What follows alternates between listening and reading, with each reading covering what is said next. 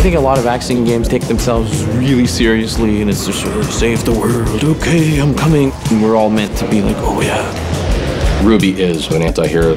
She's doing it for herself. She's not trying to save the world, stop aliens. She's in it for the money. She's in it for the vengeance.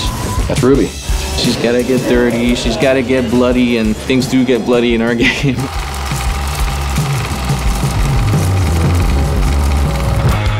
We have this really nice mix of form and function, style and substance. My name is Patrick Fortier. I'm the creative director on WET. It's gratifying to go to a new location and see how beautiful it is. It's important that you believe in it, and yet it's important that it lends itself well to the kind of action that we're targeting. A lot of effort had to be put into the environment to make it usable. On this wall, you have to make a wall run. And beyond just usable, it had to look great, but also give the player information.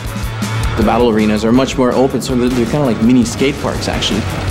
Okay, there's a pole there, it leads to this ledge, it leads to this zip line. I can read it, I can concentrate on execution. How am I going to use that to create this really spectacular scene?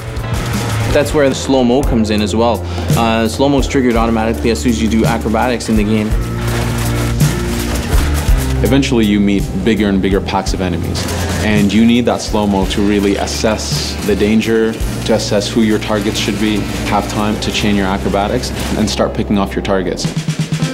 During production, we knew that we wanted to have some sort of vehicle sequence in the game, so we came up with this concept that we call car hopping, where Ruby is surfing along the top of a car on a high-speed chase along the highway. And at various points, Ruby needs to jump from car to car or run along the side of a semi, all the while shooting at enemies and cars up ahead of her.